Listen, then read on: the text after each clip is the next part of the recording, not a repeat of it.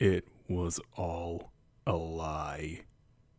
Written by Horror Queen 1212. Michael had lived a pretty ordinary life. He was raised by his parents, Jim and Lana Gray, in a normal suburban house in Wisconsin. He loved his parents, though they were both clearly eccentrics. They were laughably absent-minded. They would often forget birthdays or phone numbers. Important documents went missing all the time, forever lost in his mom's filling system, which was honestly just putting all papers in an unlabeled box until that box was full. Then a new unlabeled box would become the new place for papers. They easily had 20 large boxes of papers stacked up in the basement. Michael had given up on asking for his birth certificate long ago, as it was clear his parents had no idea where it was. He had long dreaded the day that he would actually need it, because that meant he would have to search his mom's filling system. They had other eccentricities too. They were terrified of the idea of little Michael having imaginary friends for some reason. Through his childhood years, Michael had a secret imaginary friend called Kimberly. Kimberly was in her 20s, with warm brown eyes and long blonde hair. She played Safari, or Pirates, or anything else Michael wanted to play. Michael had made the mistake of mentioning Kimberly to his parents when he was 4 years old. They had been horrified, and his father had spanked him for the first time in his whole life. After that, Kimberly became a secret. At 7 years old, Michael decided that he was getting too old for an imaginary friend. He sat Kimberly down, as if they were in a business meeting, and told her that it was time for their adventures to end. She seemed a little sad, but agreed. She always supported Michael. Just like that, she was gone, and Michael was off to new things. He began playing football and became really good. Of course, his parents were at every game. Every game. He went all the way through varsity football and got a full ride to the University of Wisconsin. They were always there cheering him on and thoroughly embarrassing him with their excessive pride. Michael had lived a pretty normal life.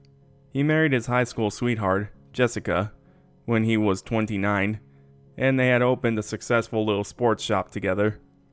They say you marry either someone just like or the exact opposite of your parents. That seemed to have had some truth to it. Jessica was ultra organized, and it bothered her that Michael didn't have his birth certificate. She had been pressuring him for years to find the damn thing. But Michael knew he needed to wait until his parents were out of town to start the daunting task of looking for the piece of paper. His mother was embarrassed that she didn't know exactly where it was, and he wanted to spare her feelings. He got his chance on his parents' 35th wedding anniversary. He and Jessica had surprised them with a week-long trip to Hawaii.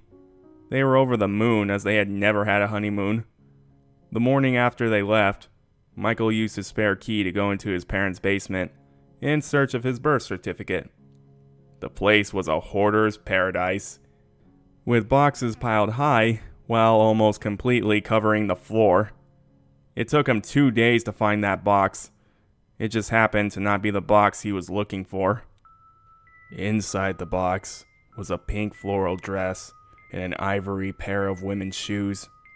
The clothes were in a plastic bag, and on the front of that bag was taped a newspaper clipping. It was almost 40 years old.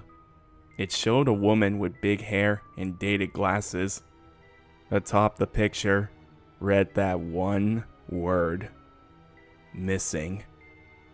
The article went to say that the lady's name was Jane Riley, a 27-year-old student. She had been last seen on an August night wearing a pink floral dress and white shoes.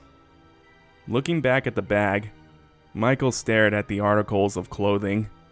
This time, he noticed something he hadn't at first glance. There were dark and almost black stains on the dress. He felt sick.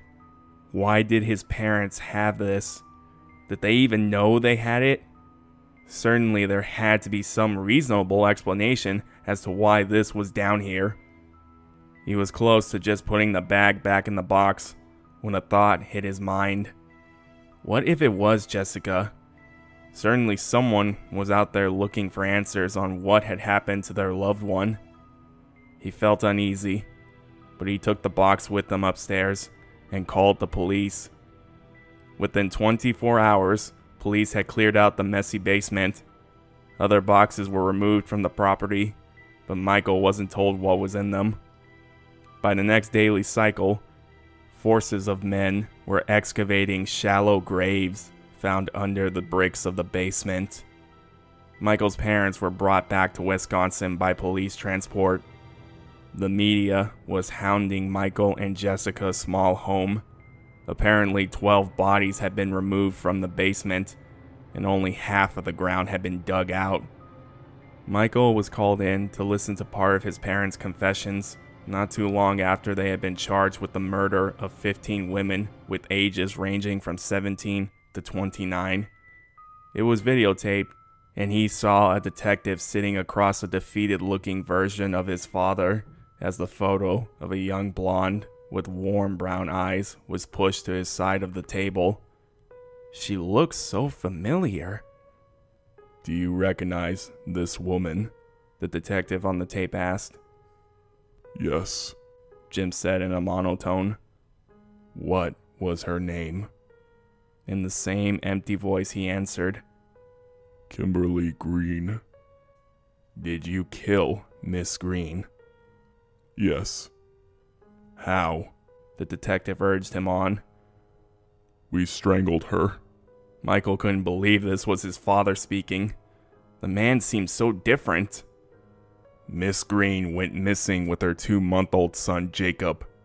Did you kill him as well?" For the first time, Jim showed some emotion. "No," he choked out. "What did you do with him?" the detective asked.